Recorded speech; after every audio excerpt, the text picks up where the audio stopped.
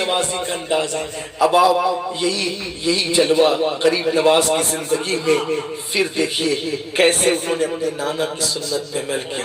اتفاق سے وہاں بھی پاک کا اور کھیت کا معاملہ ہے اور یہاں بھی کھیت کا معاملہ۔ ہوا یہ تھا کہ سرکار غریب نواز کے مرید اور خلیفہ ہیں حضرت خواجہ قطب الدین بختیار کاکی، اور ان کے مرید و خلیفہ ہیں حضرت شمس الدین التمش۔ شمس الدین التمش جو ہے وہ بادشاہ کے بادشاہ، اور اتنے متقی اور پرہیزگار تھے حضرت شمس الدین التمش کہ اللہ اکبر، شمس الدین التمش کو حضرت بابا قطب نے خلافت و اجازت دی تھی۔ اس کی وجہ یہ تھی کہ کبھی اس بادشاہ کی تہجد بھی فوت نہیں ہوئی، کبھی عصر کے پہلے کی سنت غیر موقعہ بھی نہیں چھوٹی، کبھی تکبیر اولیٰ بھی فوت نہیں ہوئی۔ بہت بڑا بادشاہ اور اتنا متقی پرہیزگار کہ حضرت بابا قطب الدین بختیار کاکی نے خلافت دی۔ تو چونکہ ان کی حکومت تھی اور حکومت کی وجہ سے معاملہ یہ تھا کہ کسانوں پر ٹیکس بڑھ رہا تھا، تو ایک کسان غریب نواز کے پاس آیا، سرکار غریب نواز کے پاس کہنے لگا سرکار آپ کے مریدوں کا مرید ہے التمش اور اس کے کارندوں نے مجھ پہ ٹیکس بڑھا دیا ہے اور اتنا میں بھر نہیں سکتا، تو آپ کی سفارش کی وجہ سے میرا ٹیکس کم ہو سکتا ہے، تو تھوڑا سا آپ میری سفارش کر دیں۔ غریب نواز خط بھی لکھ سکتے تھے نا، لیکن فرمایا چلو چل کر میں بات کرتا ہوں۔ یہ چلو کی ادا کہاں سے سیکھی؟ حضرت جابر کے ساتھ حضور خود چل کر گئے، حضرت جابر کے ساتھ حضور علیہ السلام خود چل کر گئے تھے۔ غریب نواز نے جو دل جیتے ہیں، دل اس بنیاد پر جیتے ہیں، ادائے مصطفیٰ کو اپنانے کی بنیاد پر جیتے ہیں۔ آج ہم دل جیتنے کا ہنر بھول گئے، دل جیتنے کا فن بھول گئے، اور یاد رکھنا کسی بھی نیکی پر وہ ثواب نہیں ملتا جو دل خوش کرنے پر ثواب ملتا ہے، جو دلوں کی خوشی کی بنیاد پر ثواب ملتا ہے، بلکہ اللہ اکبر حج کا اجر پیچھے ہے، دلوں کے خوش کرنے کا اجر آگے ہے۔ دل خوش کرنا سیکھو، دل خوش کرنا سیکھو، پھر دیکھو قدرت تمہیں کیسا نوازتی ہے، قدرت کیسے عطا کرتی ہے۔ میرے پیارے آقا صلی اللہ علیہ وسلم کے دیوانوں، ایک کسان غریب اجنبی، اس سے نہ کوئی جان ہے نہ کوئی پہچان ہے، لیکن فرماتے چل، اور پھر سرکار غریب نواز اجمیر معلیٰ سے دلی کا سفر طے کرتے ہیں۔ اجمیر شریف سے دلی کا سفر، آج بھی اجمیر شریف سے دلی کا سفر تیز رفتار کاروں سے 3 گھنٹے سے کم کا نہیں ہے۔ اتنا خوبصورت ہائی وے بن چکا ہے، پھر بھی 3 گھنٹے سے کم کا نہیں ہے، اور اس دور میں گھوڑے پر، کچھر پر، اونٹوں پر سفر تھا، اور وہ بھی گرمی، سردی، بارش، یہ سب چیزیں، لیکن قربان جائیں گئے اس کے ساتھ، کسان کے ساتھ۔ اب وقت سے پہلے اطلاع ہو گئی دلی میں کہ سرکار غریب نواز آ رہے، حضور غریب نواز آ رہے، سرکار غریب نواز آ رہے۔ حیرت تھی اس بات پہ کہ بھئی بغیر اطلاع کے آ رہے ہیں، لیکن اب بھئی پیر کا حضرت کو کون حضرت ہوگا، حضرت کا حضرت کون ہوگا، تو اب کون بات کرے، کون کیا کرے۔ جب پتہ چلا تو بادشاہ بھی جو پوتا مرید تھا اور مرید سے سرکار بختیار کاکی بھی، دونوں دلی والوں کو لے کر کے آئے اور آ کر کے خوب پرجوش استقبال کیا۔ سرکار غریب نواز بابا قطب کی خانقاہ میں گئے اور فرمایا شمس الدین تو اصل میں کام تم سے ہے۔ ہاتھ باندھ کے کھڑا ہو گیا بادشاہ وقت، ہاتھ باندھ کے کھڑا ہو گیا بادشاہ وقت۔ دیکھو مسلمانوں، جو قدرت کا سچا بندہ ہو جاتا ہے، بادشاہ بھی اس کے آگے ہاتھ باندھ کر کھڑے ہوتے ہیں۔ آج ہم اہل اقتدار سے پریشان اس لیے ہیں کہ ہم اللہ کے صحیح معنوں میں بندے نہیں بنے۔ وہ جو سچے بندے تھے اللہ کے، ان کے پاس بادشاہ ہاتھ باندھ کر کھڑے تھے۔ اللہ اکبر، میرے پیارے آقا صلی اللہ علیہ وسلم کے دیوانوں، شمس الدین نے کہا حضور فرمایا یہ غریب کسان ہے اور آپ کے کارندوں نے ٹیکس سے زیادہ لگا دیا ہے، یہ میرے پاس آیا، اس کا کام کر دو۔ شمس الدین نے کہا سرکار آپ لکھ بھی دیتے نا اور اس کے ہاتھ میں بھیج دیتے تو میں آپ کا اس کا کام کر دیتا آپ کے حکم پر۔ آپ نے اتنی تکلیف کیوں اٹھائی، اتنی مصروفیت ہے اجمیر میں، اتنے کام ہے اجمیر شریف میں، آپ سب چھوڑ کر اتنی تکلیف کیوں اٹھائی؟ فرمایا شمس الدین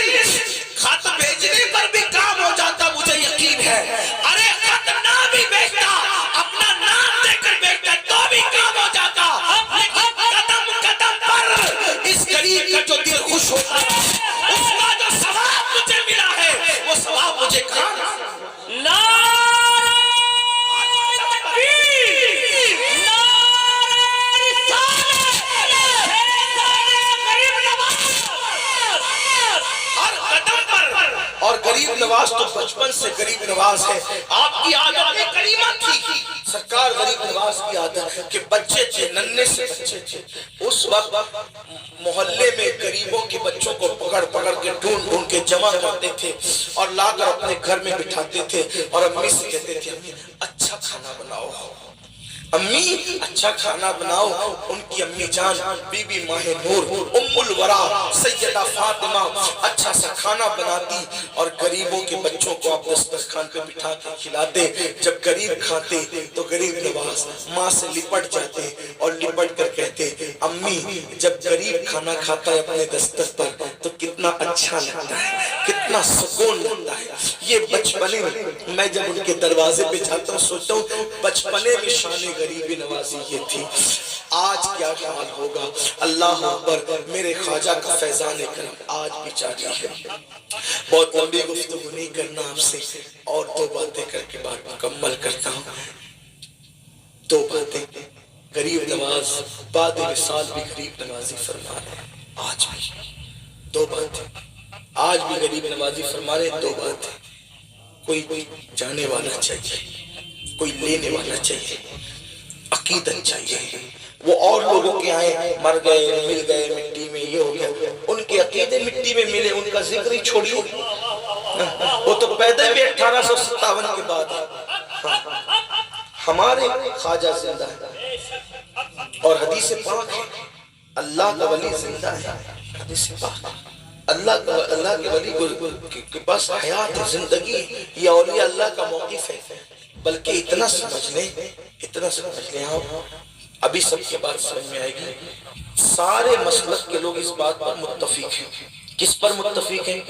ہم بھی وہ بھی سب، شیعہ سنی وہابی دیوبندی سب مسلک کے لوگ اس بات پر متفق ہیں کہ جو بندہ نماز نہیں پڑھتا، توجہ اپنی، جو نماز نہیں پڑھتا اگر اس نے فجر نہیں پڑھا تو ظہر تک قبر میں اس کو ڈسا جاتا ہے. ٹھیک ہے، ظہر نہیں پڑھا تو عصر تک، عصر نہیں پڑھا تو مغرب تک، مغرب نہیں پڑھا تو عشاء تک، عشاء نہیں پڑھا تو فجر تک. اور یہ سلسلہ کب تک جاری رہے گا؟ قیامت تک جاری رہے گا. کب تک جاری رہے گا؟ صحیح ہے، سب اس پہ متفق ہیں. میں بھی اس کو بہت بیان کرتا ہوں اور وہ لوگ بھی سنا ہے کہ بیان کرتے ہیں، اس کو مانتے ہیں. اب آپ سے پوچھتا ہوں وہ بے نمازی جس کو بے نمازی ہونے کی وجہ سے سانپ ڈس رہے ہیں تو کس کو ڈس رہے ہیں؟ مٹی کو ڈس رہے ہیں، پتھر کو ڈس رہے ہیں کہ اینٹ کو ڈس رہے ہیں؟ کس کو ڈس رہے ہیں؟ بے نمازی کو ڈس رہے ہیں نا. تو وہ ہے تبھی تو ڈس رہے ہیں، وہ ہے تبھی تو ڈس رہے ہیں. یہ اور بات ہے کہ وہ ہمیں نظر نہیں آ رہا. بھئی ہمیں نظر نہیں آنے کا کیا مطلب ہے؟ آپ نے تھوڑی اس کو ڈسنا ہے. بھئی جس نے ڈسنا اس کو تو دکھ رہا ہے. اور آپ ہم تو اتنے اندھے ہیں کہ کبھی اپنے آپ کو بھی دیکھا، کبھی اپنا چہرہ بھی دیکھا. بڑا غرور ہے اپنی آنکھوں پر کہ ہمیں جو نہیں دکھے گا ہم نہیں مانیں گے. ارے تو دکھتا ہے اپنے آپ کو، کبھی اپنا چہرہ دیکھا ہے؟ مجھے چیلنج ہے کوئی انسان بتا دے کہ میں نے اپنا چہرہ خود دیکھا ہے. دوسروں کے چہرے سب دیکھتے ہیں، خود کا چہرہ نہیں دیکھ سکتے، بغیر آئینے کے نہیں دیکھ سکتے. کبھی بغیر آئینے کے اپنا چہرہ دیکھا؟ بتا دو اپنا چہرہ بغیر آئینے کے. تو جو انسان اتنا اندھا ہو کہ خود کا چہرہ نہ دیکھ سکے وہ قبروں کے حالات کیا دیکھ سکتا ہے؟ قبر کے حالات تو اس نے بتائے ہیں جس کی نگاہ سے خدا کی ذات بھی نہیں دیکھ سکی. اور کوئی غیب کیا تم سے نیا ہو بلا جب نہ خدا ہی چھپا تم پہ کرو.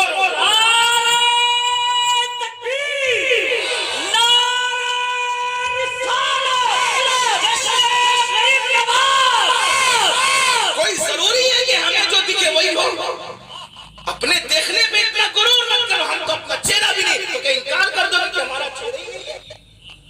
ہمارا چہرہ، اپنا چہرہ کبھی کوئی نہیں دیکھ سکتا. یہ قدرت کی بہت بڑی آزمائش ہے. قدرت کی بہت بڑی آزمائش ہے. انسان کے ساتھ سب کو دیکھنے والے انسان، آسمان تک دیکھنے والے انسان، تو اپنا آپ کبھی نہ دیکھ سکے گا. یہ قدرت عاجز کر دیا قدرت نے انسان کو. اپنی آنکھ میں غرور مت کرو.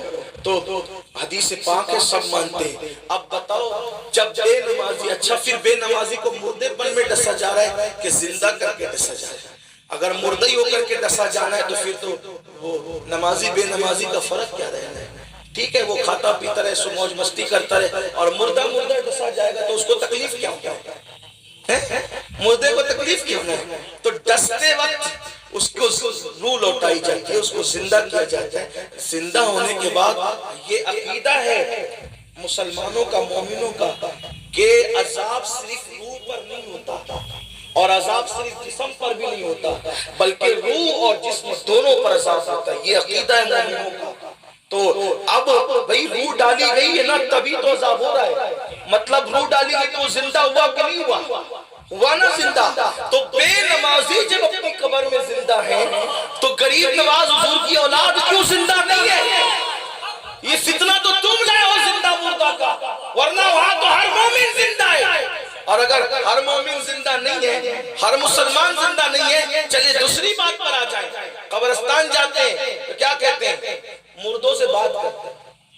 ہم نے غریب نواز سے کر لی تو شرک ہو گیا، کہہ دیا غریب نواز یہ دے دیجئے، شرک کر دیا۔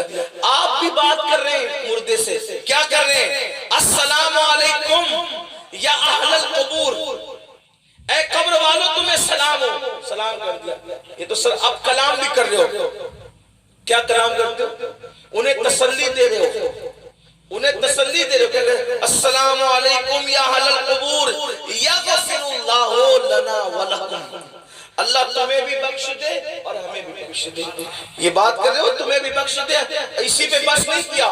وَأَنْتُمْ سَلَفُونَ وَنَحْنُ بِالْعَصْرِ، تم پہلے آ گئے، ہم تمہارے بعد آئیں گے انشاءاللہ۔ یعنی رہو آرام سے رہو، ہم آنے والے ہیں تمہارے پاس، ملنے والے ہیں تم سے، آنے والے۔ اب تم بات کرو، کس سے بات کر رہے ہو؟ ابا سے، دادا سے، پردادا سے، لکڑ دادا سے، پڑوسی سے، کس سے؟ جو جھوٹ بولتا تھا اس سے، کس سے؟ جو شراب پیتا تھا اس سے، کس سے؟ جو جوا کھیلتا تھا اس سے۔ ارے اور پھر عقیدہ بھی یہ ہے کہ میں تسلی دے رہا ہوں تو وہ سن رہا ہے۔ نادان جب وہ جھوٹا تیری گفتگو کو سن کر تسلی پاتا ہے تو وہ سچے لوگ جن کے ساتھ ہونے کا حکم قرآن نے دیا ہے۔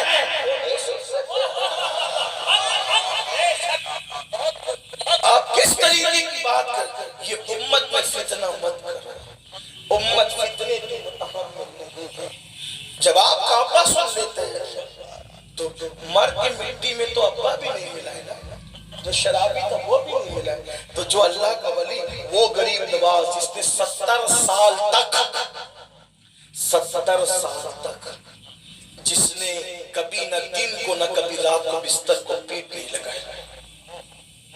ہماری نظریں نہیں دیکھ رہی الگ بات ہے، البتہ انسان مٹی میں ملتا ضرور ہے، اللہ جسے چاہے ملائے، اللہ جس سے چاہتا ہے محفوظ رکھتا ہے، لیکن عذاب جسم اور روح دونوں پر ہوتا ہے۔ تو بات دور نکل گئی تو میں عرض یہ کر رہا تھا کہ آج بھی عطا وہی ہے، آج بھی سخا وہی ہے، آج بھی نوازشات وہی ہے۔ سرکار غریب نواز، ایک مرتبہ کا واقعہ ہے، ایک شخص غریب نواز کے آستانے پہ اپنی مراد لے گیا۔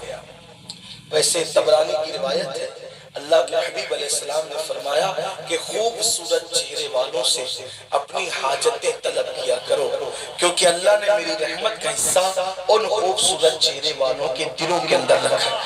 رحمت کا حصہ، اب اس سے خوبصورت چہرے سے مراد کیا؟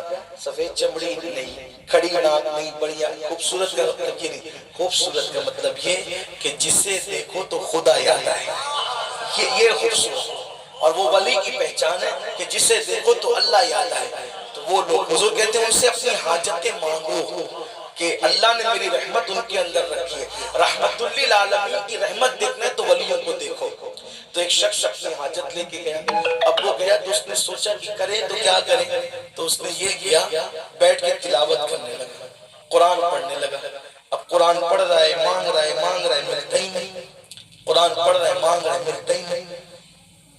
وہ اسی حالت میں تھا، ایک فائشہ نچنیہ رقاصہ آئی اور انہوں نے کہا خواجہ دے دے، خواجہ دے دے۔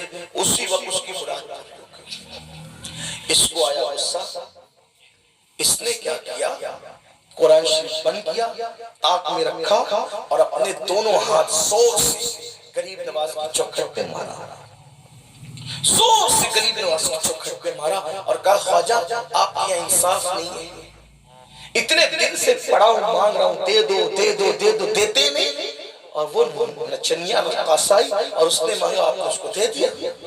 اور یہ کہہ کر جا رہا تھا، دیکھا سامنے سے ایک نورانی چہرے والے بزرگ آئے، ایک نورانی منور چہرے والے بزرگ، اور انہوں نے کہا جناب کہاں کا ارادہ ہے؟ تو کہا گھر جا رہے ہیں. کیوں؟ یا انصاف نہیں ہے، اتنے دن سے پڑا تھا مانگ رہا تھا دیا نہیں، اور ایک رقاصائی اس کا کام جو ہے وہ چند لمحوں میں بنا دیا. آنے والے نے کہا جناب جائیے، اللہ آپ کی بگڑی بھی بنا چکا، آپ کی مراد بھی پوری ہو گئی، جاؤ جاؤ آپ کی مراد بھی پوری ہو گئی. اب جب سنا نا مراد تو کہا بابا آپ کون ہیں؟ تو کہا جس سے مانگنے آیا تھا وہی معین الدین ہوں، جس سے مانگنے آیا تھا وہی معین الدین ہوں. کہا سرکار معاف کریں لیکن یہ بتائیں کہ اتنی تاخیر کیوں ہوئی، اتنی دیر کیوں ہوئی؟ فرمایا نادان تجھے نہیں پتا کہ تو قرآن بہت اچھا پڑھتا ہے، تیری آواز بہت اچھی ہے، جب تو قرآن پڑھ رہا تھا تو میں دینے میں دیر اس لیے کر رہا تھا کہ جتنی دیر کروں گا تو اتنے دن میرے شہر میں رکے گا اور میرے پاس بیٹھ کے قرآن پڑھے گا. مجھے قرآن پڑھنا سننا بہت پسند ہے، اس لیے میں نے دیر کی تھی، مگر نادان تیرے اندر صبر نہیں تھا. لیٹ کرنے میں بھی حکمت تھی کہ تجھے روکنا منظور تھا کیونکہ تجھے پسند ہے، تیری تلاوت پسند ہے. فرمایا مگر تو نے تو غصے میں میری چوکھٹ پہ ہاتھ مارے، یہ ہاتھ میری چوکھٹ پر نہیں پڑے. اس کا اثر دیکھ لے. اپنی پیٹھ سے کرتا اٹھایا تو دیکھا کہ وہ پنجوں کے نشان جو چوکھٹ پہ مارے تھے وہ غریب نواز کی پشت پر تھے. یہ غریب نواز آج بھی عطا کرتے ہیں، آج بھی عنایت کرتے ہیں. ایک بہت خوبصورت سا، میں دو ہی بات کرنا چلا تھا لیکن ایک خوبصورت سا واقعہ اور یاد آتا ہے. ابھی چند سال پہلے کی بات ہے، چند سال پہلے کی بات ہے. ایک شخص تھا، اس کا جو ہے وہ بہت بڑا کاروبار تھا، جوہری کا کاروبار تھا. جوہری سمجھتے ہیں نا، پتھر، قیمتی پتھر، اس کا کاروبار تھا. اور وہ شخص ہر سال عرس غریب نواز میں جاتا، غریبوں کو کھلاتا، خدام میں پیسے تقسیم کرتا، دیتا، عطا کرتا، سب کا خیال کرتا. علماء وہاں کے جو تھے ان کا خیال کرتا، انہیں نوازتا، بہت لنگر ونگر سب پکاتا تھا، بہت کچھ کرتا تھا. اور اس کو اولاد نہیں تھی، وہاں منت مانی، اللہ نے بیٹا بھی دے دیا. اور پھر اس کے بعد بیٹا بڑا ہوا. خدا کا کرنا یہ کہ دولت مند باپ کا بیٹا دولت مند لڑکوں کے ساتھ رہ کر کے بگڑ گیا اور وہ جوا میں مبتلا ہو گیا، جوا کھیلنے لگا. یاد رکھنا جو ناجائز اور حرام چیزیں نا وہ ایک نہ ایک دن ختم ہو کے رہتی. حرام چیزوں کو ختم ہو، حلال کبھی ختم نہیں ہوئے. جو لوگ جوا لاٹری سے مالدار بنتے ہیں یا شراب کے دھندے سے یا جو ہے وہ حرام کاروبار سے، سود کے دھندے سے بہت جلدی اوپر جاتے ہیں لیکن اتنی جلدی نیچے بھی آتے ہیں. یہ سوڈے کی بوتل دیکھیں وہ جیسے تھرڈ سے اوپر جاتے ہیں اس کا پانی نیچے بھی آتا ہے. نہیں، حرام کی طرف پہنچا. اللہ کو پسند نہیں ہے حرام، جوا پسند نہیں اللہ کو، لاٹریاں پسند نہیں اللہ کو. اور یہ جو لوگ شرطیں لگاتے ہیں یہ بھی حرام ہے کہ سٹا جو کھیلتے ہیں، جو کرکٹوں پہ کروڑوں روپے کا سٹا کھیلا جاتا ہے اور پھر اس سٹے کا جب دن کرکٹوں کے دن جاتے ہیں تو پھر سننے میں آتا ہے کوئی کنویں میں گر کے خودکشی کر لیا، کسی نے دریا میں چھلانگ لگا دی، کسی نے جو ہے وہ کرنٹ پکڑ لیا. یہ سب نقصانات ہیں. دیکھو جو راستہ اللہ نے بتایا نا اس سے بہتر راستہ کوئی ہو ہی نہیں سکتا، کیونکہ اللہ اپنے بندوں سے 70 ماہوں سے زیادہ پیار کرتا ہے. اور بہت لالچ میں مت پڑو، بہت کتنا بھی کماؤ، 4 روٹی سے زیادہ ہم نے نہیں کھانا، ایک لباس سے زیادہ ہم نے ایک دن میں نہیں پہنا ہے، تو ہایا کیوں کرتے؟ محنت کرو، صراط مستقیم سے اچھے راستے سے جاؤ، اللہ دے گا. اس نے خزانے دینے کے لیے پیدا کیے، اس نے رکھنا کس کے لیے؟ وہ بچا کے کس کے لیے رکھے گا؟ ارے انسان بچاتا ہی اپنے لیے یا اپنی اولاد کے لیے، اس کو تو کسی چیز کی ضرورت نہیں ہے. اور کہہ دیا لم یلد ولم یولد، اس کی تو کوئی اولاد ہی نہیں ہے، جو پیدا کیا وہ ہمارے لیے پیدا کیا. پھر کیوں پریشان ہو؟ ارے جب اس کا نبی اتنا سخی ہے، اس کا نبی اتنا سخی ہے تو اس کے دینے کا انداز کیا ہوگا؟ جب نبی کی سخاوت اتنی کہ جس کو دیا دینے والا بنا تو خدا کی عطا کی شان کیا ہے؟ اس لیے جلدی مت کرو، حرام کی طرف مت جاؤ، دھیرے دھیرے طرف۔ ابھی لوگوں کا حال کیا ہے؟ پیسوں کے چکر میں ایک پلاٹ کئی لوگوں کو بیچ دیتے ہیں، ایک پلاٹ کئی لوگوں کو بیچ دیتے ہیں، اسی طریقے سے اس کا لے لیا ہڑپ کر لیا، نہیں دیا اس کا لے لیا، یہ سب ہو رہا ہے۔ غریبوں کو یہ کہہ چلو اتنا دو، اتنے پرسنٹ ہر مہینہ منافع دیں گے، اب لوگ بھی لالچ میں آتے ہیں۔ میں اس بلا میں اتنے لوگوں کو دیکھ رہا ہوں کہ بس اس کی کوئی حد نہیں۔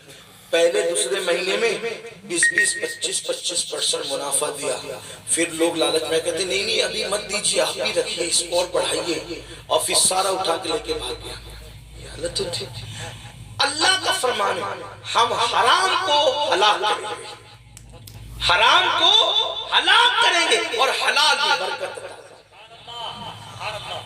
مت جاؤ حرام کی طرف، اور اپنی اولاد کو بھی یہ درس دو رزق حلال۔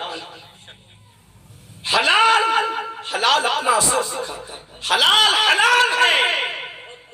حلال کو کتنا بھی ختم کرنے کی کوشش کی جائے حلال بڑھتا ہی جائے گا، اور حرام کو جتنا بھی بڑھانے کی کوشش کرو گے حرام کم ہوتا جائے گا۔ خواتین سے بھی کہتا ہوں سیدہ فاطمہ کی سنت کے مطابق فاقے کر لیا کرو، مگر اپنے گھر میں حلال کا ماحول بناؤ، حرام مت آنے دو۔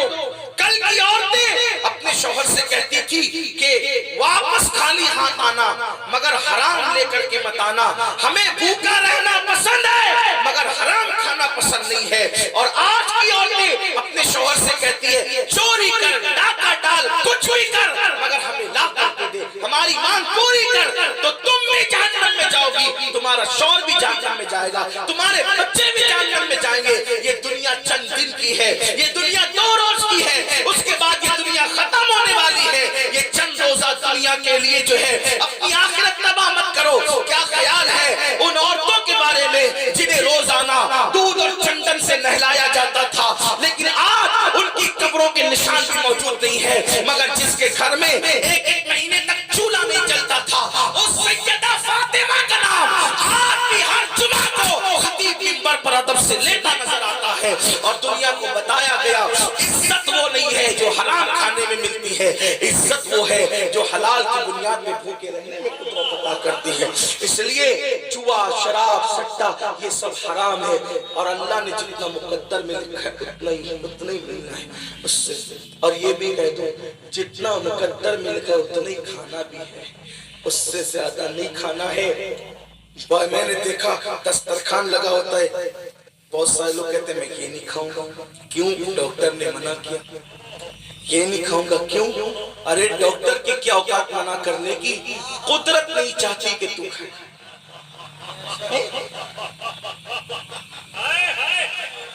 قدرت نہیں چاہتی، کیونکہ اللہ نے تجھ پہ بند کر دیا، تو نے نہیں کھانا اس کو۔ اب چاہے درجات بلند کرنے کے لیے بند کروا دیا ہو یا سزا کے طور پہ کیا ہو، دونوں چیزیں ہو سکتی ہیں، ہم کسی سے کیا بدگمانی کریں، لیکن بند کروا دیا قدرت نے۔ اب پتہ چلا کہ ہو کر بھی لایا کون؟ خود ہی جا کے لایا، لیکن خود نہیں کھا سکتا۔ یہ عبرت کی بات ہے، یہ عبرت تو اللہ کی کام اللہ جاتا ہے، اللہ اپنی تدبیریں جو ہے وہ اس کی خفیہ تدبیر بہت بہت بڑی ہے، کوئی نہیں ٹک سکتا۔ تو پھر اس کے بعد اگر آدمی سوچے نا میں بہت مالدار ہوں، 4 روٹیوں کے بجائے 8 روٹی کھاؤں، تو وہ کھا کے فائدہ نہیں دے گی، روٹیاں بیمار کر دے گی۔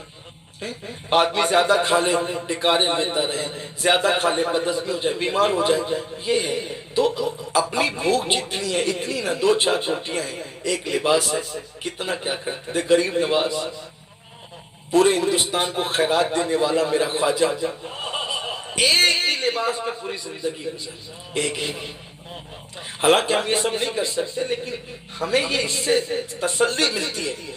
اور جب غسل کے وقت آپ کا لباس اتارا گیا تو وہ کئی کلو کا ہو گیا تھا، کئی کلو ہو گیا تھا اس کو، کیوں؟ جہاں سے پڑھتا تھا پیون لگتا تھا، جہاں سے پڑھتا تھا پیون لگتا تھا، جہاں سے پڑھتا تھا۔ آج ہم ہزاروں کا لباس بھی پہنتے ہیں تو کوئی ہم سے مروب نہیں ہوتا، اور وہاں پیون والے لباس پہ بادشاہ کر کے سر جھکاتا۔ طاقت اللہ کی، اصل طاقت اللہ کی۔ تو بات دور نکلتی جا رہی ہے اور بات جلدی ختم بھی کرنا ہے، کیونکہ احمد آباد سے آج جب کل کی فلائٹ لینا ہے اور وقت پہ وہاں پہنچنا بھی ہے۔ راستہ کافی خراب ہو گیا ہے تو اس کی وجہ سے آنے میں مجھے بہت وقت لگ گیا ہے، اس لیے میں دیر سے پہنچا۔ ارادہ تھا کہ جلدی پہنچیں گے تو لمبی باتیں ہوگی، لیکن وہ باتیں اب سمجھ لیتے ہیں تو اختصار سے کہتے ہیں۔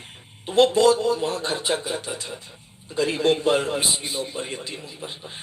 اتفاق خدا کا کرنا کہ بیٹا جوئے میں لگ گیا۔ اپنی اولاد کو خوب اچھی اچھا کھلاؤ، اچھا پہناؤ، جو کرتے ہو کرو، مگر ان پہ کڑی نظر رکھو، بالکل چیل کی طرح، خواب کی طرح، کہ وہ بری صحبت میں نہ جائے۔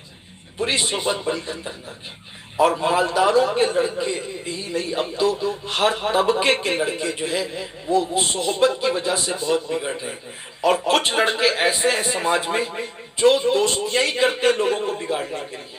تو اپنے بچوں کے دوست میں تو کہتا ہوں خود ماں باپ بن جائیں تاکہ وہ دوسروں کی دوستی سے محفوظ رہیں، اپنی اولاد کے خود دوست بنے، ان سے خود ہنسے، خود بولیں، ایک جو وہ مروت رہے، ایک ڈسٹینس رہے، لیکن ان سے ہمارے بچے اپنی ہر بات ہمیں کہہ سکتے۔